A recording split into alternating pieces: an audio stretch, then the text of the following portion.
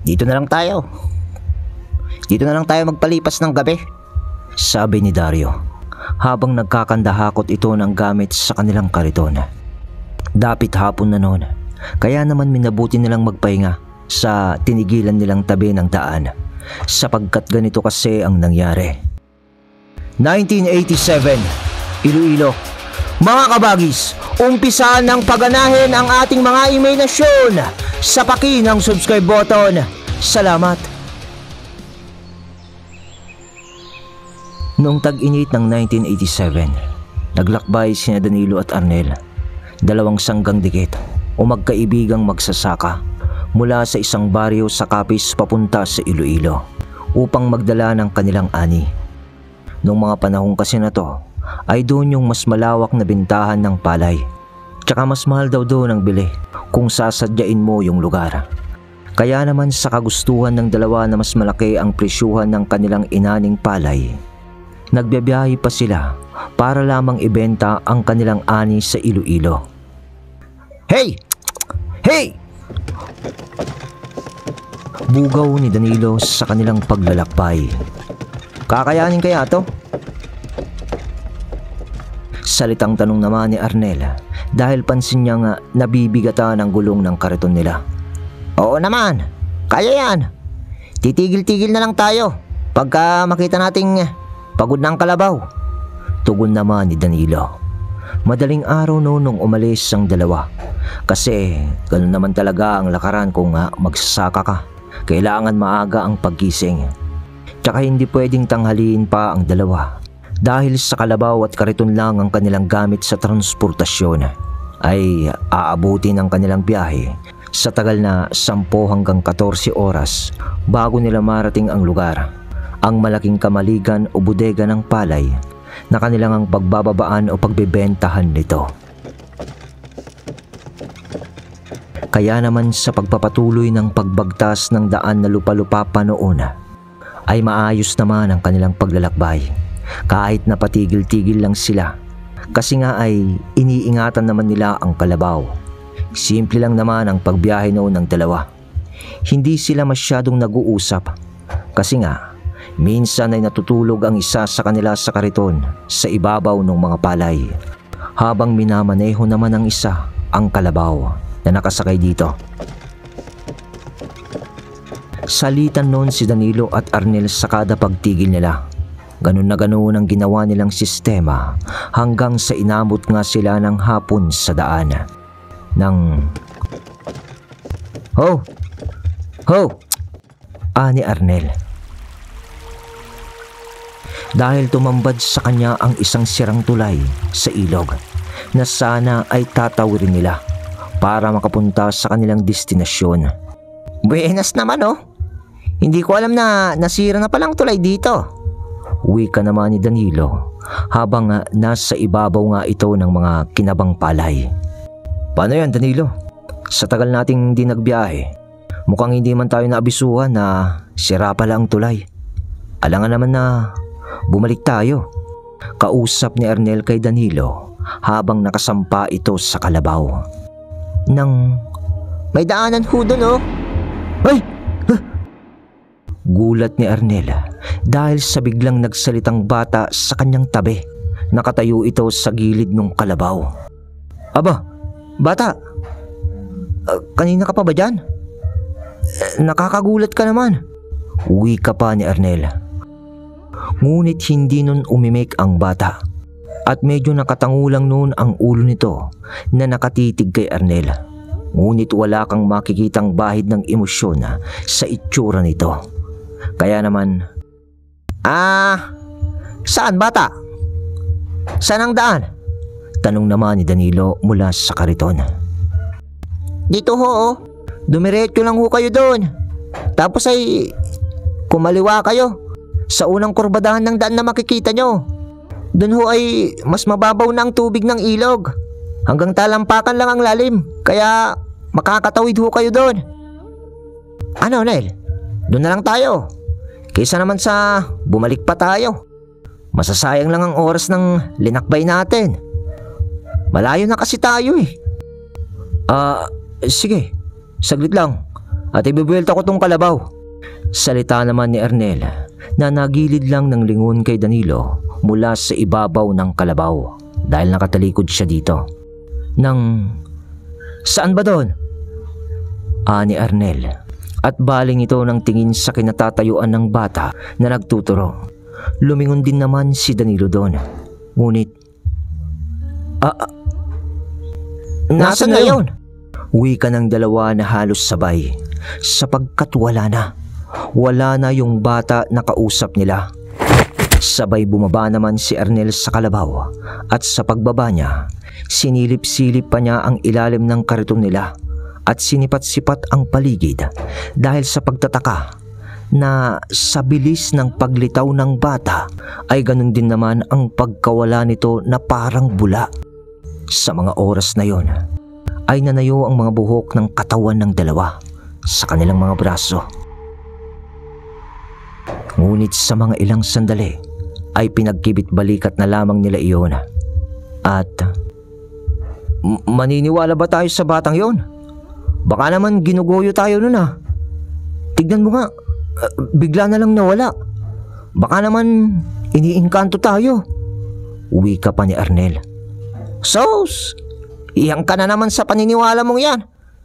Pero subukan na lang natin. Andito na tayo eh. Kung hindi tayo makakatawa, bumalik na lang tayo. Ganun lang naman eh. Wala namang mawawala kung susubukan natin yung daan na sinasabi ng bata. Sa usapan na yun ay napagkasunduan nga ng dalawa na tunguhin yung daan na sinabi ng bata. At nung naibuelta na nga ni Ernel ang kalabaw, sa mga ilang sandali lamang,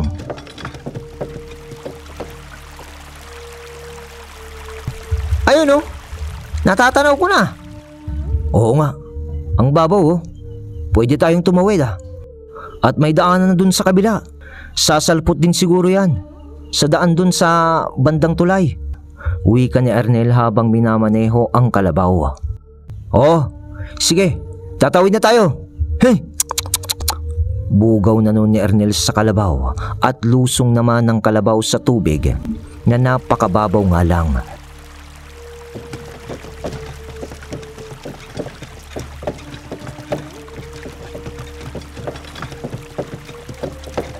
At maswerte pa nga sila sapagkat may direktang daan na sa kabila mula sa ilog. Papaakyat naman pero di gaanong matarik at halos patad na nga yun sa kalsada na natanaw nila sa kabila. Kaya hindi naman nahirapan yung kalabaw. Yun! Sa wakas! Nasa kabila na tayo! Wika pa ni Ernel na natutuwa. Ngayon ang problema natin, paano tayo makakabalik sa daan? Doon sa dugtungan ng tulay na yun ang kabisado ko lang na daan eh. Dagdag pa ni Ernel. Oo. Lahat naman ng daan ay magkakadugtong lang. Sige, idiretso mo na lang. Makikita rin naman natin yon. Malay naman natin, baka mas malapit pa nga ang daan na to kaysa sa kabila. Oo nga, sige. Hey! Hey! Bugaw ni Ernel.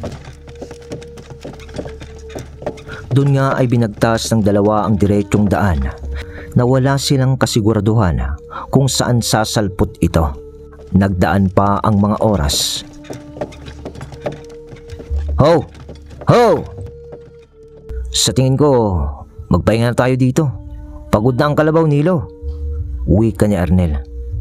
Sige, dito na lang tayo magpalipas ng gabi, sabi ni Danilo habang nagkakandahakot na ng mga gamit mula sa kanilang kariton.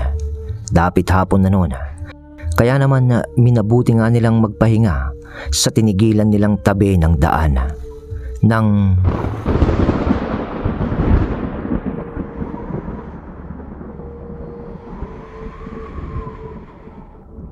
kumukulog na. Buenas, mukhang uulan pa, sabi ni Ernel. Huwag kang mag-alala. May dala naman tayong tolde para sa mga palay eh. Wika naman ni Danilo. Yun na nga, may pansilong tayo sa palay. Pero paano naman tayo?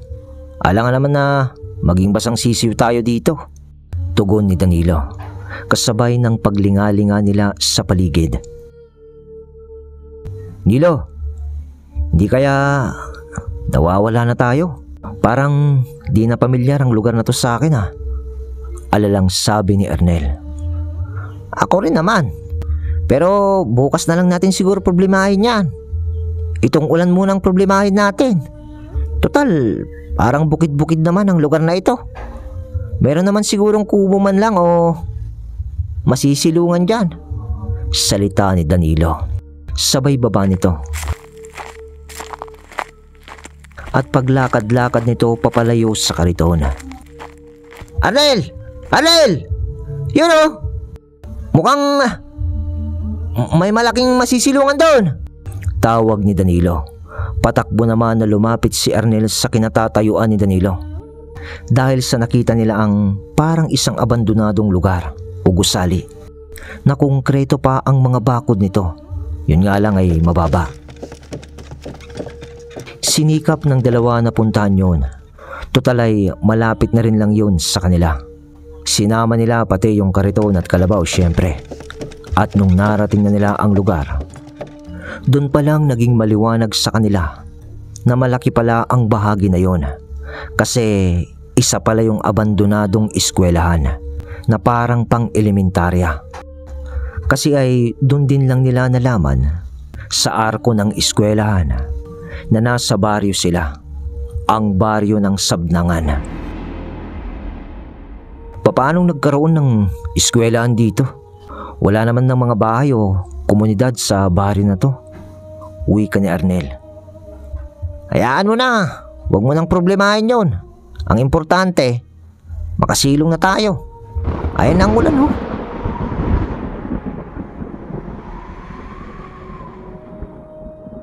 Mainit ang simoy ng hangin. Wika pa ni Danilo. At doon nga ay pinili ng dalawa na magpalipas ng gabi. Pinili pa nila noon ang isang silid ng paaralan na mayroong pwedeng gamitin na pansara. Hanggang sa paghahanda nila ng kanilang tutulugan ay ang pagdilim na nga ng kapaligiran. At doon ay umulan na nga.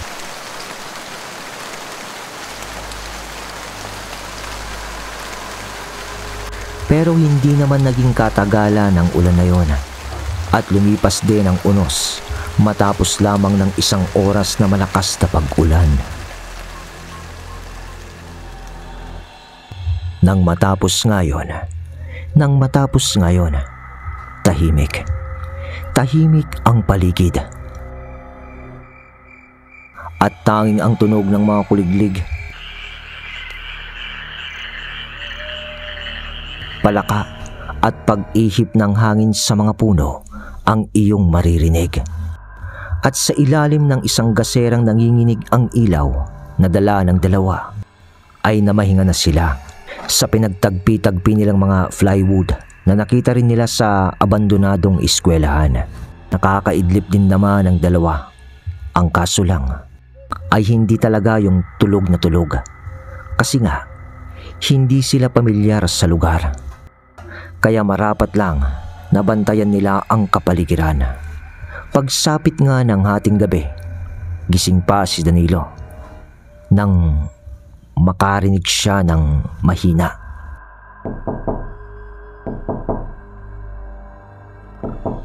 At paulit-ulit na pagkatok mula sa pinto na kanilang ibinalandra.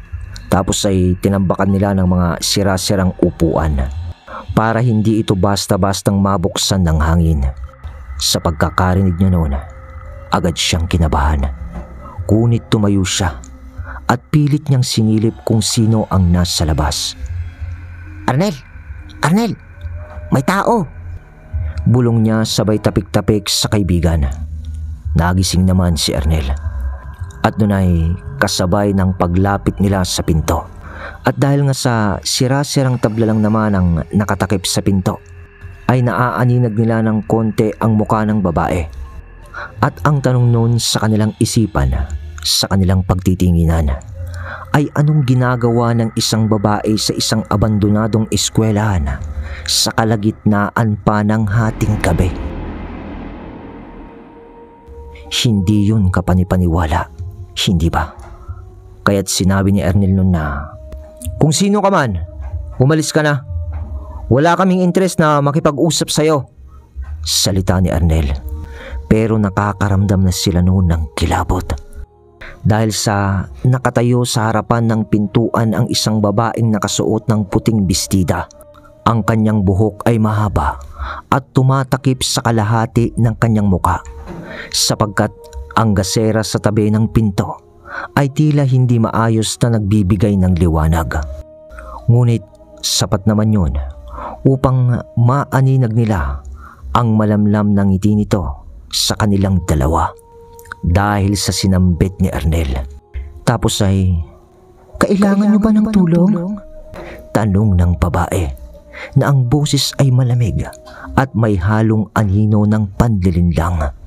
Nagkatinginan noon sina Danilo at Arnel dahil sa kakaibang tinig ng babae. Tapos nito ay nagsalita ulit si Arnel ng, Hindi namin kailangan ng tulong." Ngunit imbes na sumagot ang babae, ngumiti ang babae ng malamlam. Ngunit ang kanyang mga mata ay nanatiling parang walang buhay. At umalis na ito papunta sa karimlan ng dilim. Hindi tama to. Umalis na tayo dito. Umalis na tayo. Umalis na tayo. Wika ni Arnel ng paulit-ulit kay Danilo. Parehas naman silang may dalang itak noon bilang armas, kaya matibay din ang loob ng dalawa na lumabas na nga. "Bakit? Anong ba sa tingin mong nangyayari, Arnel?" Nangangamba ako. Baka ito yung mga uri ng lalang o mga aswang na naikwento sa akin ng lolo ko. Ano? Aswang? Wika naman ni Danilo habang tinatanggal na nila noon ang sara nung inukupan nilang silid ng paaralan. At sa paglabas nila, agad nilang pinuntahan ang kanilang kariton at sa kariton na rin na yon, nakatali noon ang kalabaw nila. Ngunit nang malapit na sila sa kariton, isang lumilipad na nilalang na wala namang pakpak ang dumapo sa tuktok ng kanilang kinabang palay. Isa yung lalaki na may matipunong pangangatawan. Kita nila yon sapagkat wala yung suot na pang-itaas. Nakapantalon lang ito ng marungis. Nakaumbok ang bibig nito dahil sa mga nakausli nitong pangil. Pagkatapos nito ay lumitaw pa ang babaeng kausap nila kanina. Lumabas din yon sa gilid ng kariton na may malamig pa rin na titig sa kanila. Pero ngayon ay wala na ang ngiti nito, kundi nakausli na rin ang mga pangil niya. At napansin pa ng dalawa ang mga humahaba nitong kuko na matutulis. Kaya naman, "Takbo! Takbo na tayo!" Wika ni Arnel na nooy nawalan na ng tapang dahil sa nakita nila. Tumakbo noon ang dalawang magkaibigan. Iniwan na lang nila noon ang kanilang kariton at kalabaw. Nung una ay hindi pa nila alam kung sumusunod sa kanila ang mga nilalang na yon. Dahil sa hindi sila lumilingon hanggang sa makalayo na sila sa eskwelahan.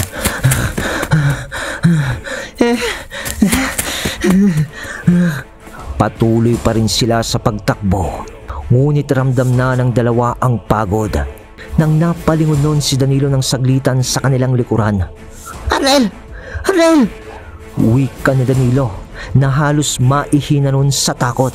Sa paglingon din ni Arnel ng saglitan ay nakita niya rin ang halos nasa 50 na lang na humahabol na sa kanila. Ngunit hindi naman tumatakbo ang mga yon, na para bang nakalutang lang ang mga ito sa ere, na nagpapadulas-dulas lang sa hangin. At kahit anong gawin ng dalawa noon na pagtakbo ay hindi nila mabago ang layo ng pagitan nila sa mga yon. Bagkus ay lalong lumalapit ang mga ito ng napakabilis hanggang sa natumba si Arnel dahil sa may dumakma sa kanyang likuran. "Danilo! Danilo!" Wikang sigaw niya. Agad naman na tumigil si Danilo, sabay bunot nito ng kanyang itak. At kahit takot na takot siya noon, ay hinarap niya ang lalang o ang aswang na dumakma kay Arnel. Kaya bago masagpang noon ng aswang si Arnel, sunod-sunod na taga ni Danilo ng kanyang itak sa aswang. Napaatras naman noon ang lalang, ngunit ngumisilang iyon. At nakita ng dalawa na naghilom ang sugat ng lalang na inabot nito sa ginawang pagtaga-taga ni Danilo dito. Kaya naman, sa pagtayo ni Arnel, "Halika na! Halika na, Arnel!" ay malapit na sa kanila ang iba pang mga aswang na kasamahan ng mga lalang na animoy kaparehas niya lang. Wala. Kapag aabutan sila ng mga yun, ay katapusan na nila. Halos tanggapin na noon ng dalawa ang kanilang pagkamatay nung gabing iyon. Kahit na tumatakbo pa sila, kasi yun na lang ang kaya nilang gawin sa mga oras na yun. Hanggang sa nakita nila ang bata na nakausap nila kanina at malapit na yun sa harapan nila. At di maintindihan ng dalawa, pero nakataas ang dalawang kamay ng batang iyon na parang nag-aanyaya sa kanila na hawakan ang mga kamay nito. Tapos ay parang kinakausap pa sila sa wisyo nila nung bata. Naririnig kasi nilang, "Bilisan nyo! Bilisan nyo! Bilisan nyo! Hawakan yung kamay ko! Hawakan yung kamay ko!" Paulit-ulit ang mga salitang iyon na parang bumubulong sa dalawa habang tumatakbo. Pero malapit na rin sa kanila noon ang mga lalang sa kanilang likuran. At nang aabutan na sila ng mga iyon, ay saktong halos dikit na rin sila sa bata. Kaya naman hinawakan nga nila ang kamay noon ng magkabilaan. Tag-isa sila. At bigla rin silang natumba at nagdilim ang kanilang paningin.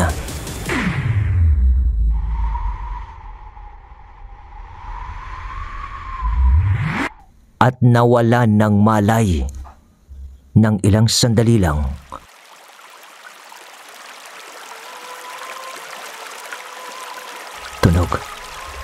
tunog ng agos ng ilog. Sabay mulat ng mata ni Arnel at biglang tanggal niya ng kanyang sombrero na nakatakip sa mukha niya. Habang nakahiga, bigla itong napaupo dahil sa tinignan niya kung nasaan sila.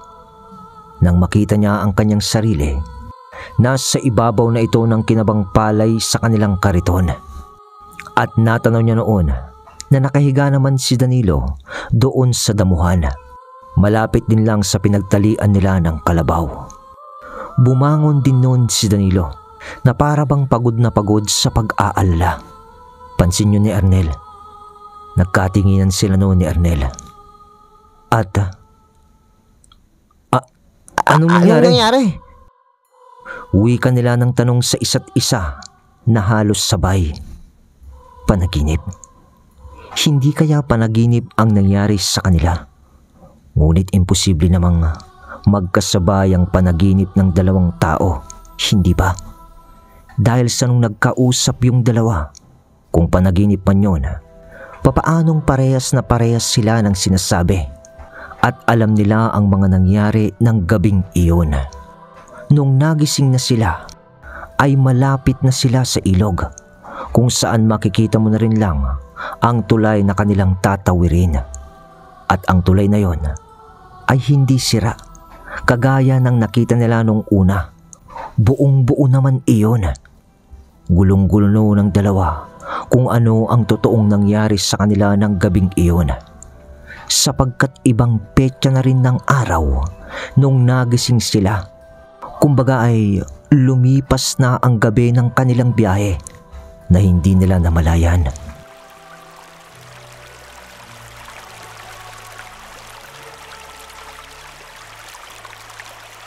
Pero ganun pa man ay nagpasalamat na lang ang dalawang magkaibigan sapagkat buhay pa sila.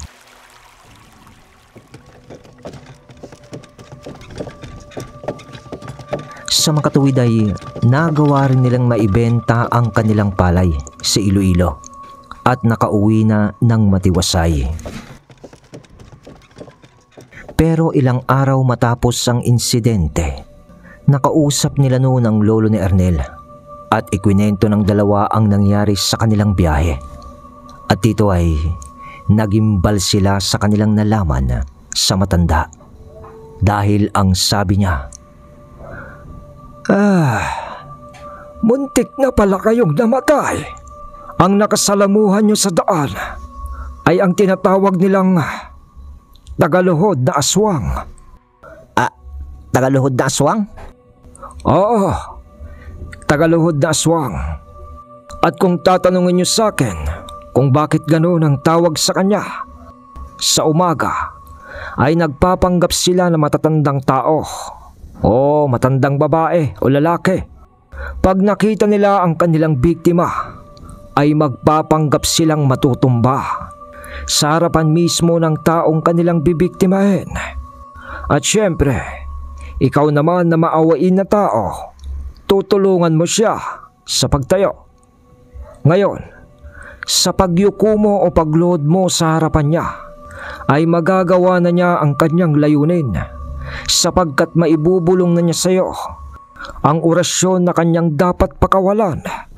At sa iyong pagtulog ay tuluyan ka ng gugumunin ng bangungot para ikaw ay mamatay. At pag namatay ka na, babalikan niya at kukunin ang iyong kaluluwa upang kainin, sapagkat yun ang nagpapalakas at nagpapabatas sa kanila. Sa sinabing yun ng matanda, ay naalala nila na tumigil pala sila noon bago sila tumawid sa tulay, sa ilog. At nung habang kumakain sila ng hapunan, maliwanag pa noon, nang may isang matandang babaeng naglalakad at natumba yun sa kanilang harapan mismo. Tinulungan nila iyon sa pagtayo. Dalawa sila. At labis-labis pa nga ang pasasalamat sa kanila ng matanda, na nakakimona ng itim at may telang manipis sa ulo na siyang nagsisilbing balanggot nito. At pagkatapos nilang matulungan ang matanda, ay piniling magpahinga muna ng dalawa. Kaya't matapos nilang kumain, umakyat noon si Arnel sa kariton at nahiga doon, samantalang pumuesto naman si Danilo sa damuhan. At nang mga ilang sandali pa, wala silang kamalay-malay na nakatulog na sila sa pagod. Ibig sabihin, mula nung nakita nila ang tulay na sira, ay nag-umpisa na ang kanilang bangungot. Yun nga lang, ay may kumausap pa sa kanila na bata na parte rin pala ng panaginip na ito. Yung bata lang na nasa panaginip nyo ang naiisip ko. Na sa kwento nyo sa akin ay malamang na tinulungan kayo nito na makawala sa bangungot o panaginip dahil nagturo siya ng daan. Hindi ba? Malamang ay isa yung mabuting engkanto o kaya naman ay yun ang inyong Anghel de la Guardia. Paliwanag pa ng matanda. Ganun ba? Pero ba't ganun, Lolo? Nung nagising kami, ay hindi namin naalala agad yung ginawa naming pagtulong sa matanda. Sa katunayan nga, ngayon lang namin naalala na may tinulungan pala kami na matanda. Nung sinabi niyo yung aswang na tagaluhod. Ganun talaga. Sadyang kasama yun ang ibinulong niyang orasyon sa inyo. Ang makalimutan niyo siya. Dahil yun ang paraan nila para ikuble ang kanilang pagkatao sa nagawa nilang kasalanan, kung hindi ka man mamamatay sa gagawin nila. Ganun ba? Wika ni Arnel. At dito nga, sa karanasan ng dalawa, mula noon ay kada biyahe sila ay lagi na nilang naaalala o sila'y nag-iingat na sa mga taong nakakasalamuhan nila sa daan. Dahil baka makita nilang muli ang aswang na tagaluhod.